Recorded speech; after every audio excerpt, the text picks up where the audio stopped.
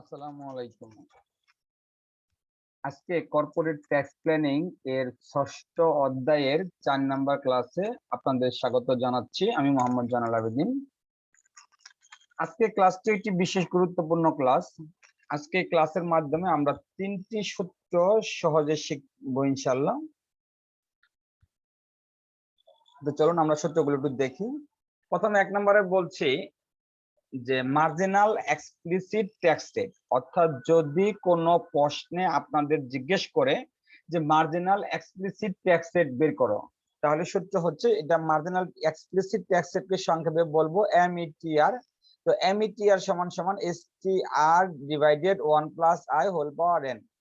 এখানে এসটিআর মানে হচ্ছে স্ট্যাটুটরি ট্যাক্স রেট, আই মানে হচ্ছে আফটার ট্যাক্স ডিসকাউন্টেড, আর এন মানে হচ্ছে number of year when firm begins to pay. আপনারা সূত্রটা বারবার চর্চা করবেন। ২ নম্বরে যদি প্রশ্নে জিজ্ঞেস করে value of the farm calculate করো, অর্থাৎ ভ্যালু অফ দ্য ফার্ম নির্ণয় করো, যদি এই অধ্যায় থেকে কোনো প্রশ্নে জিজ্ঞেস করে, তাহলে সূত্রটি হচ্ছে ভি সমান সমান ই ডিভাইডেড আর। এখানে ই মানে হচ্ছে আর্নিংস আর আর মানে হচ্ছে ডিসকাউন্টিং রেট। আর ৩ নম্বরে যদি আমাদের এরকম প্রশ্ন জিজ্ঞেস করে যে এক্সপেক্টেড ট্যাক্সেবল ইনকাম, অর্থাৎ এক্সপেক্টেড ট্যাক্সেবল ইনকাম বের করো, তাহলে এক্সপেক্টেড ট্যাক্সেবল ইনকামকে আমরা সংক্ষেপে ই দ্বারা প্রকাশ করতে পারি। তাহলে এই সূত্রটি হচ্ছে ই সমান সমান বি ইনটু আর, অর্থাৎ বি হচ্ছে ভ্যালু অফ দ্য ফার্ম আর আর হচ্ছে আমাদের ডিসকাউন্টিং রেট। চলুন আমরা এই নিয়মে এখন কিছু অঙ্ক দেখি।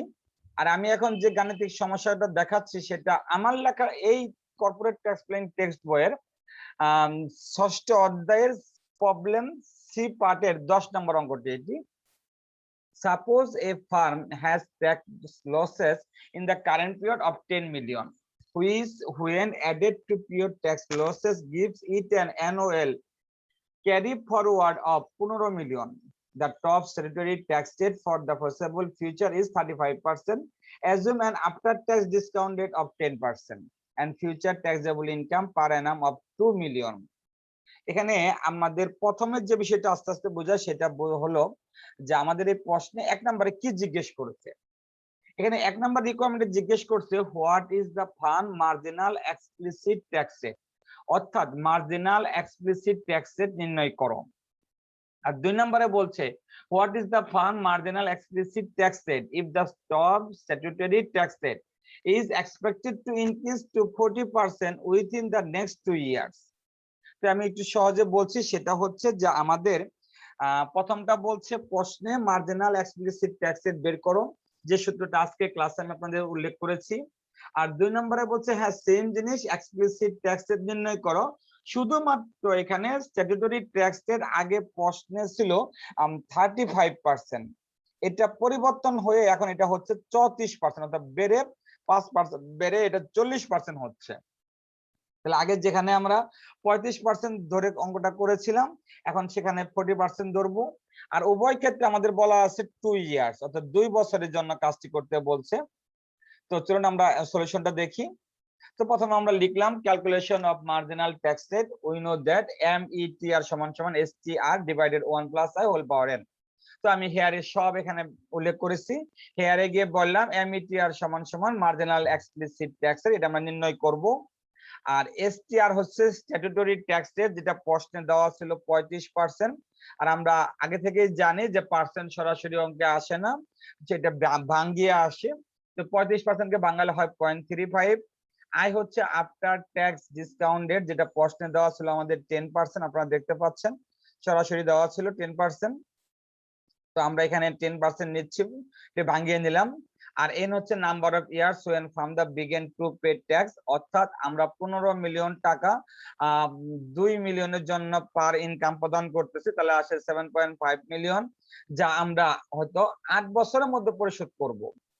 তো এবার আমরা চলুন আমরা মানগুলো বসাই। তো আমরা এসটিআর এ বসাইলাম 0.35, আই এ বসাইলাম 0.10 আর এন হচ্ছে 8। এভাবে আমরা সমাধান করে আমরা অ্যানসারে পৌঁছলাম 16.30%। 16.30%। আর ২ নম্বরে বলছিল এখানেও এক্সপ্লিসিট ট্যাক্স রেট বের করার জন্য, এখানে শুধুমাত্র স্ট্যাটুটরি ট্যাক্স রেট আগে প্রশ্নে যেটা 35% ছিল সেটা বেড়ে এখানে 40% হবে, আর সবকিছু আগের মতো। তো আমরা এখানে মান বসাইলাম যে এসটিআর হচ্ছে আমাদের 40% মানে 0.40, আই হচ্ছে আগেও 10%, এখনো 10%, এর আগেও ছিল 8 ইয়ার্স, এখনো 8 ইয়ার্স। তো আমরা মানগুলো বসিয়ে শুধুমাত্র সামান্য পরিবর্তন করে আমরা অ্যান্সার পেয়ে গেলাম 18.66%। আমরা এই নিয়মে এখন আরেকটা অঙ্ক দেখব। আপনারা আমার সাথে খাতা কলম নিয়ে বসুন এবং অঙ্কগুলো হাতে কলমে প্র্যাকটিস করুন, তাহলে আপনাদের কাছে আরো সহজ হবে। আর এই প্রশ্নটি ঢাকা ইউনিভার্সিটি ইভিনিং এমবিএ ব্যাচে 28তম ব্যাচে পরীক্ষা আসছিল। সাপোজ স্ট্যাটুটরি ট্যাক্স এর 40%, after tax discounted 7% and an extra dollar of taxable income of টাকা 20,000 today would trigger a tax payment of টাকা 0.40 in 3 years. That means the fund will begin to pay taxation in 3 years. এক নম্বরে বলছে what is the current year marginal tax rate, অর্থাৎ marginal tax rate বের করো। 2 নম্বরে বলছে what is the value of the fund, value of the fund নির্ণয় করো। 3 নম্বরে বলছে what is the expected taxable income, অর্থাৎ এক্সপেক্টেড ট্যাক্সেবল ইনকাম নির্ণয় করো। আজকের ক্লাসে আমি যে 3টি সূত্র উল্লেখ করেছিলাম তার 3টি সূত্রেরই এই প্রয়োগ এই আমাদের এই গাণিতিক সমস্যা আছে। চলুন আমরা সলিউশনটা দেখি। প্রথমে আমরা calculation of marginal tax rate বের করব। সূত্র আমরা আগে থেকেই জানি, এমইটিআর সমান সমান STR divided 1 plus I whole power n. এখানে বলছে এসটিআর হচ্ছে স্ট্যাটুটরি ট্যাক্স রেট, যেটা পার্সেন্ট দেওয়া ছিল 40%, আই সমান দেওয়া ছিল ডিসকাউন্টেড 7%, আপনারা দেখতে পাচ্ছেন, আর আমাদের এন দেওয়া ছিল 3 ইয়ার্স। আমরা মান বসিয়ে সলিউশনের অ্যান্সার পেয়ে গেলাম 0.3265। আমরা এই 0.3265 কে 100 দিয়ে গুণ করে পার্সেন্টে প্রকাশ করতে পারি। 2 নম্বর প্রশ্নে বলছিল ভ্যালু অফ দ্য ফার্ম বের করার জন্য, তাই ভ্যালু অফ দ্য ফার্মের সূত্রটা আমরা উপরে শিখেছিলাম, বি সমান সমান ই ডিভাইডেড আর। তো ই হচ্ছে এখানে আর্নিংস, আর্নিংস হচ্ছে আমাদের বা ইনকাম 20,000 টাকা। তো আমরা প্রশ্ন থেকে ই এর মান পেয়ে গেলাম 20,000 টাকা। আর আর হচ্ছে আমাদের ডিসকাউন্টিং রেট, যেটা প্রশ্নে দেওয়া ছিল 7%। আপনারা এই হিন্টস গুলো একটু মনে রাখবেন, তাহলে অনেক সহজ হয়ে যাবে। তো আমরা আর এর মান বসালাম 0.07, বসিয়ে আমরা টাকা পেয়ে গেলাম 2,85,714 টাকা। এটা আমাদের দ্বিতীয় সলিউশন। 3 নম্বরে জিজ্ঞেস করেছিল what is the expected taxable income. তো আমরা এই সূত্রটি পড়েছিলাম, সেটা হচ্ছে বি ডিভাইড বি ইনটু আর, ই সমান সমান বি ইনটু আর। এক্সপেক্টেড ট্যাক্সেবল ইনকামকে আমরা সংক্ষেপে ই দ্বারা প্রকাশ করব। আমাদের কিছুক্ষণ আগে এই গাণিতিক সমস্যায় আমরা বি এর মান বের করেছিলাম, অর্থাৎ ভ্যালু অফ দা ফার্ম নির্ণয় করেছিলাম। সেখানে আমাদের অ্যান্সার আসছিল 2,85,714, যা আমাদের তৃতীয় সলিউশনের জন্য কাজে লাগবে। তো আমরা এখানে বি এর মান বসাইলাম, আর হচ্ছে ডিসকাউন্টিং রেট, তাহলে আমাদের ট্যাক্সেবল ইনকাম পেয়ে গেলাম 20,000 টাকা। তো এই হচ্ছে আমাদের আজকের গাণিতিক সমস্যার সমাধান। আপনারা এই গাণিতিক সমস্যাগুলো ভালো করে বাসায় প্র্যাকটিস করুন। আর যদি কারো কোনো প্রশ্ন থাকে তাহলে আপনারা আমার কমেন্ট বক্সে কমেন্টস করে জানাতে পারবেন। আপনারা ভালো থাকবেন। আল্লাহ হাফেজ।